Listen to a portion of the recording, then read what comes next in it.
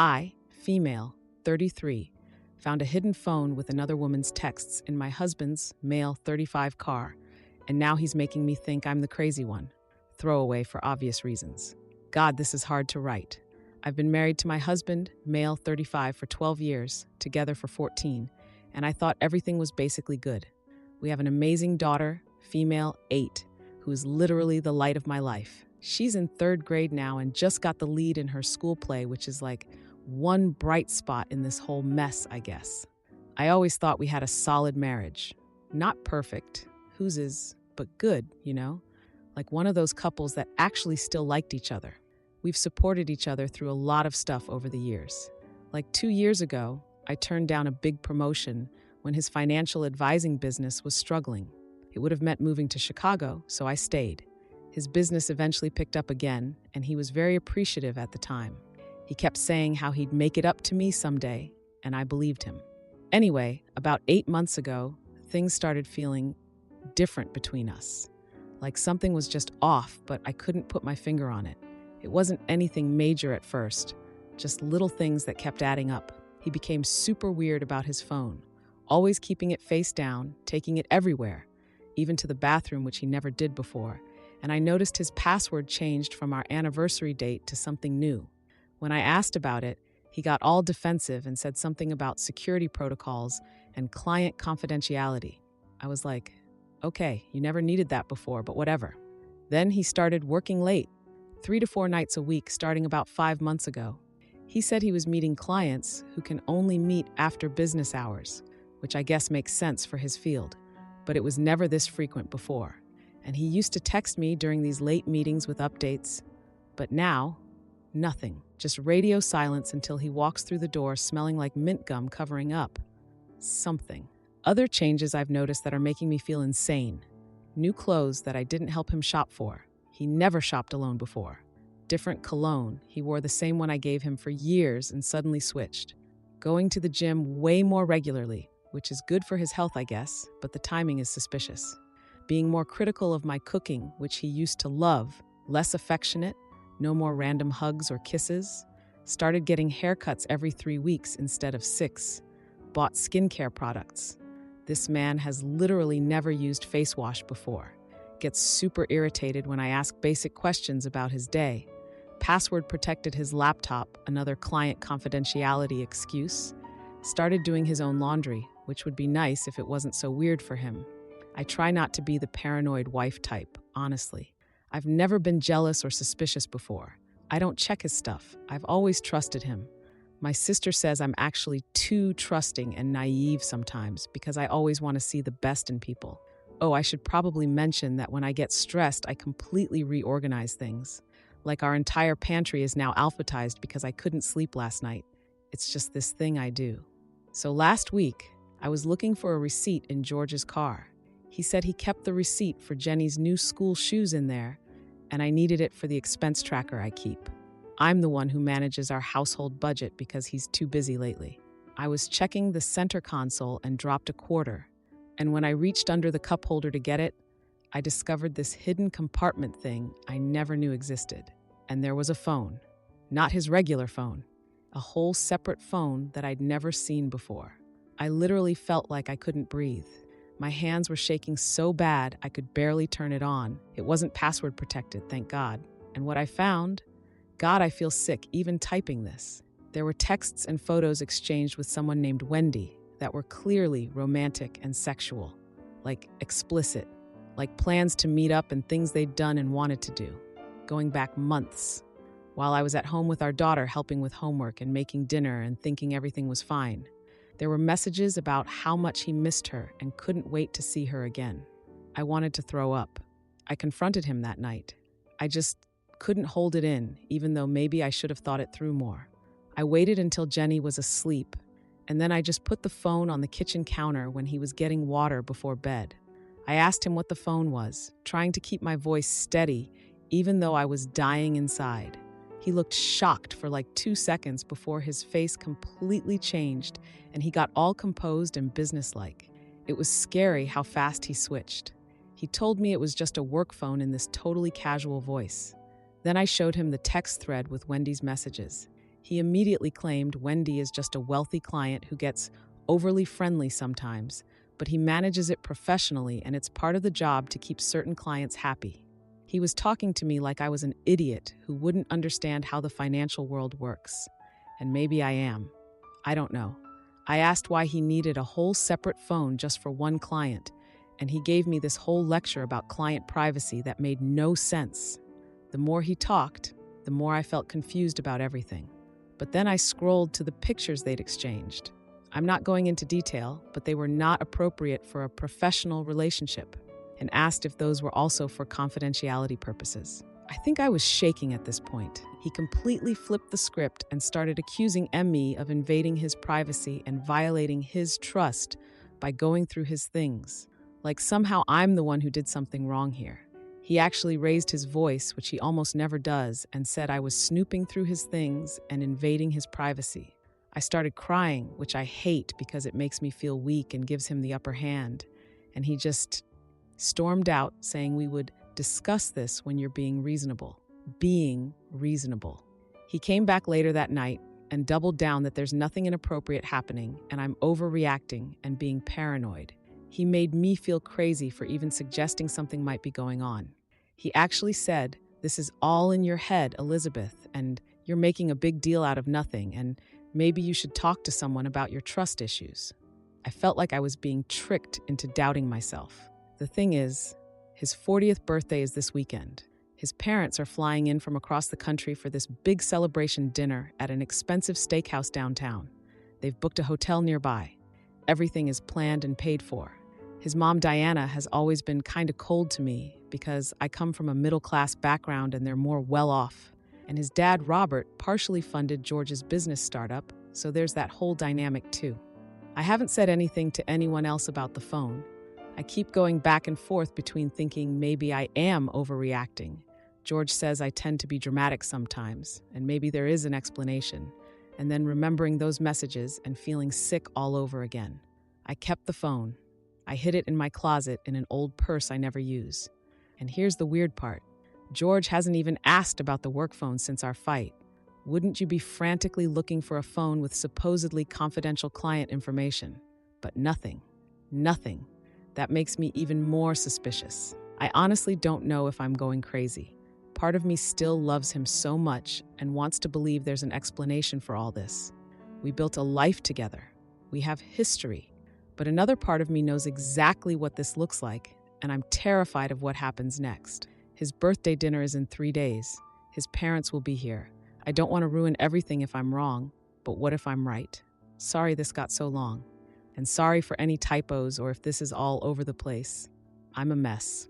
I'll probably regret posting this, but I just need some outside perspective because I feel like I'm losing my mind. Edit. A lot of people are asking why I haven't checked the phone records or looked at our shared accounts. We actually don't have a family plan. He has a separate business account for his regular phone, and obviously I had no idea about this second one. And while we have joint accounts for household expenses, he has separate business accounts that I don't have access to. He's always been weird about keeping business and personal finances separate, claims it's for tax purposes. Edit 2. To those asking if I've tried to figure out who Wendy is, no, not yet. The texts don't include a last name and the contact just says Wendy.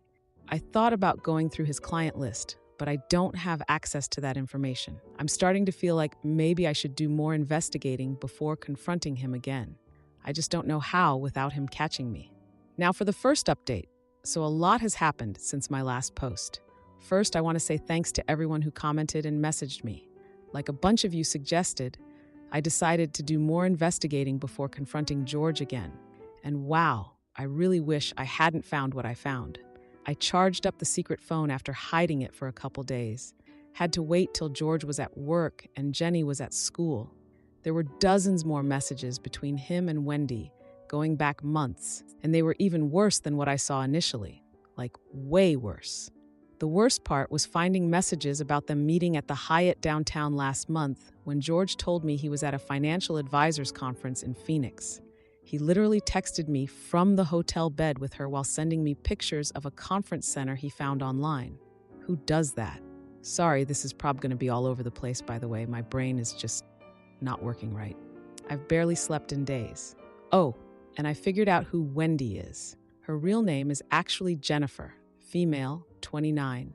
She's this wealthy divorcee client who George has been advising for about a year. I found out by looking through his work calendar on our shared home computer. He must have forgotten to log out of his email.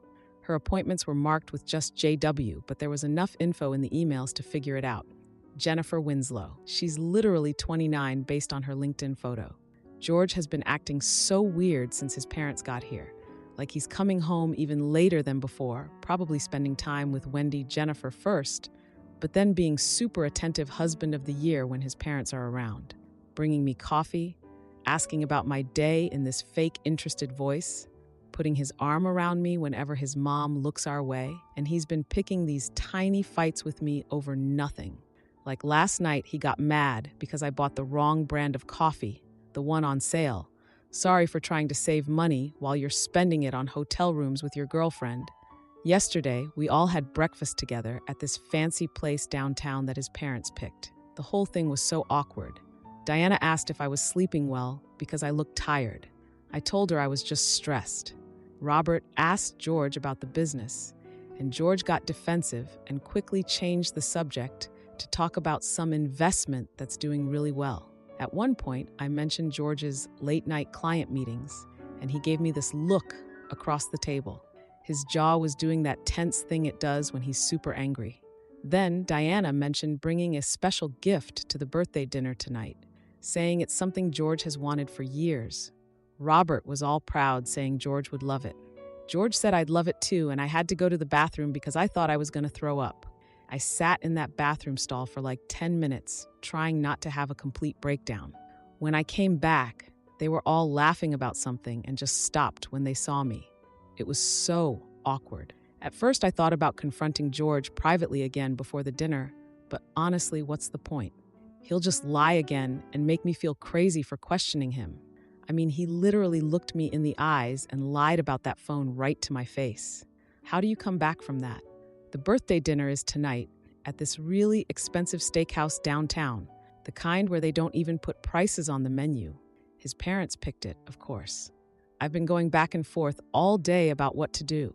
George gave me these fancy earrings yesterday for the dinner and said he wants me to wear them tonight. At first, I stupidly thought maybe he was feeling guilty about everything, but now I realize he's just trying to buy my silence. Like he thinks some jewelry is going to make me forget about the other woman he's been sleeping with for months. Is he kidding me?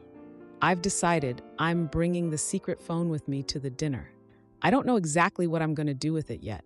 Part of me wants to handle this maturely and calmly, but another part of me, the part that's been up every night crying while he snores next to me, wants to just put the phone on the table and let whatever happens happen. Would it be so terrible if his parents found out what kind of man their son really is? Maybe they should know that all that money they invested in his business is probably being used to fund hotel rooms with a 29-year-old client. Just saying. I know that sounds petty. I'm trying to be the bigger person here, but it's really hard when you discover your husband of 12 years has been living a double life. God, I have to get ready soon. I bought this new dress last week that George once said would look nice on me before all this happened. Isn't that pathetic? I'm still trying to look good for him, even though he's been cheating on me. What is wrong with me? I'm so nervous about tonight. Am I making a huge mistake bringing the phone? Should I just confront him privately? But if I do that, he'll just lie again, and I'm so tired of the lies. I don't know what I'm going to do, but I have to do something. I can't keep living like this. Edit. To everyone asking if I have proof, it's actually an affair and not just inappropriate texting. Yes, there are pictures, explicit ones, and detailed messages about what they did in hotel rooms. It's definitely physical. Edit 2. Some people are asking if I've talked to a lawyer yet. No, not yet. I've been in such shock I haven't thought that far ahead. But my sister gave me the number of the lawyer she used for her divorce, so I guess that's my next step after tonight. Now for the second update. So, a lot has happened since my last post. Like, a lot. First, thank you so much to everyone who commented and messaged me. I seriously read everything, even though I couldn't respond. There were hundreds, oh my freaking God. I know some of you thought confronting him at the birthday dinner was too dramatic, but honestly, I'm not usually a confrontational person, ask literally anyone who knows me. But after months of being made to feel crazy, something in me just snapped. Yesterday was a complete mess even before the dinner happened. Our regular babysitter, Amber, texted me last minute that she had strep throat, of course, because why would anything go smoothly right now? So I had to beg our neighbor, Mrs. Peterson, to watch Jenny. She usually needs like a week's notice for babysitting. Then I had to pick Jenny up early from her playdate at Zoe's house because Zoe's mom had some emergency with her other kid, and I almost got into an accident on the way there because my mind was just completely somewhere else. I literally ran a red light, and some guy in a pickup truck honked at me for like a full minute and was tailgating me after. I probably shouldn't have been driving, honestly. I think I forgot to mention in my last post that I actually found out Jennifer Wendy's full name. Her real name is Jennifer Winslow, and she's only 29. Yes, she's 29, and I'm 33, so George traded down in age but up in cup size probably. Whatever. She's this wealthy divorcee client who George has been advising for about a year. I found out by looking through his work calendar on our shared home computer when he forgot to log out of his email. Her appointments were marked with just JW, but there was enough info in the emails to figure it out. Anyway, I spent way too long getting ready for this stupid dinner. I put on this black dress that George once said looked nice on me back in February. I did my makeup 3 times because I kept messing it up from crying.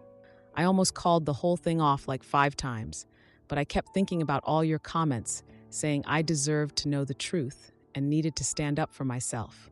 I got to the restaurant about 15 minutes late. George and his parents were already seated at this big round table near the back. George looked annoyed that I was late, but put on this fake smile when I sat down. Diana immediately commented that I looked peaky, her favorite passive-aggressive way of saying I look like shit. I just smiled and said I hadn't been sleeping well, which is true because who could sleep knowing their husband of 12 years is screwing some 29-year-old while lying to your face every day? Robert barely acknowledged me and just kept talking about his latest golf tournament. Like literally no one cares that you almost got a hole-in-one on the 7th hole, Robert. I'm sitting here with my marriage imploding, but please tell us more about your golf swing. I had the secret phone in my purse with the volume turned all the way up. I also made sure the vibrate was on. I kept checking my purse every few minutes, which probably looked super weird, but I couldn't help it. My hands were literally shaking the whole time. I could barely even look at George without wanting to either cry or throw a fork at him. Probably not the best idea in a fancy restaurant, lol. After the appetizers, which I couldn't eat, Diana and Robert gave George their special gift they'd been hinting at. It was keys to a luxury cabin in Aspen. A literal cabin, worth like $1 million, according to Robert, who made sure to mention the price several times. George was so excited, he actually hugged his dad, which I've seen maybe twice in 14 years. Then Diana made this comment about how family properties should stay in responsible hands while looking directly at me. Like, what does that even mean? I've never done anything irresponsible with their precious family stuff. But that's Diana for you.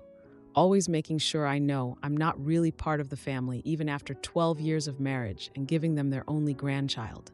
Throughout dinner, George kept ordering more and more expensive wine to celebrate. Meanwhile, I just pushed my $75 steak around my plate because I couldn't eat. George kept giving me these looks like, "Why aren't you happier about my $1 million cabin?" And I just wanted to scream. Then came dessert. This is where everything went down. I heard the phone in my purse start ringing, that distinctive ringtone that I'd heard on the secret phone before. George literally froze mid-sentence. His face went completely white. He knew that ringtone. I reached into my purse and pulled out the phone. Diana asked whose phone it was in that snooty voice of hers. I told her it was George's and answered it on speakerphone.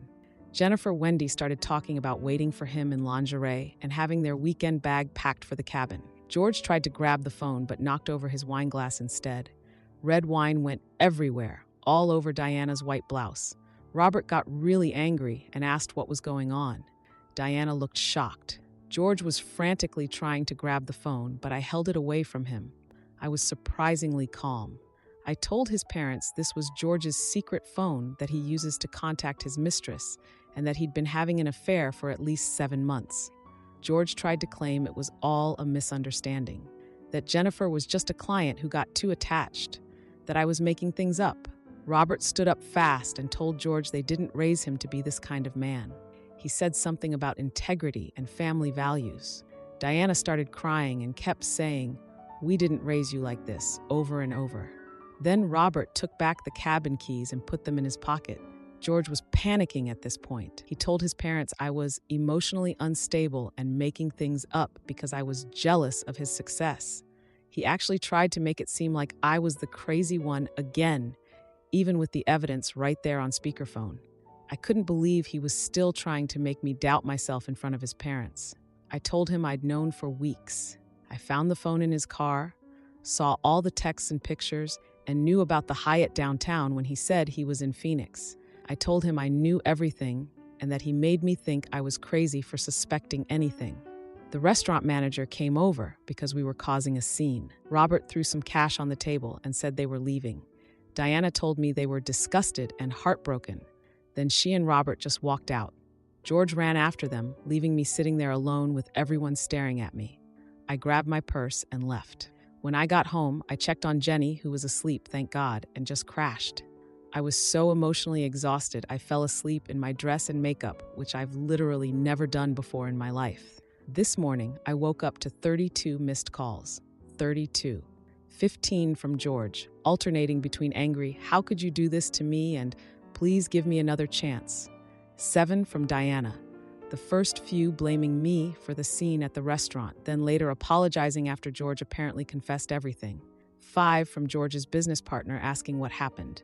3 from Jennifer Wendy, apologizing and saying George told her we were separated.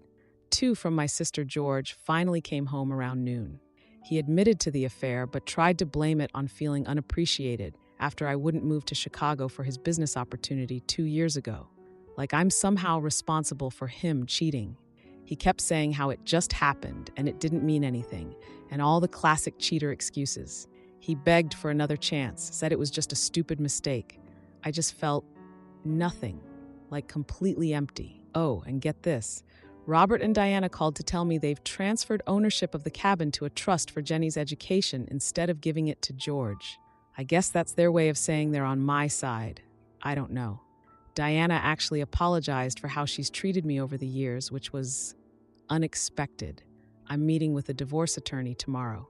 I've been trying to explain to Jenny that Mommy and Daddy are having some problems, but we both still love her.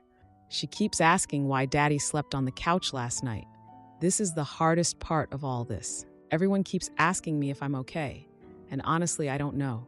Part of me feels relieved that the truth is finally out and I'm not crazy, but another part is just broken. Like, how do you process that the last 7+ months of your life have been a complete lie? That the person you trusted most in the world could look you in the eyes day after day and lie to your face? George is still trying to get me to work it out. Jennifer Wendy sent me this long email apologizing with screenshots proving George told her we were separated. And Diana has been texting asking if she can still see Jenny regardless of what happens with the marriage. I don't know what comes next. I just know I can't stay with someone who made me doubt my own sanity for months. I deserve better than that. Jenny deserves better than that.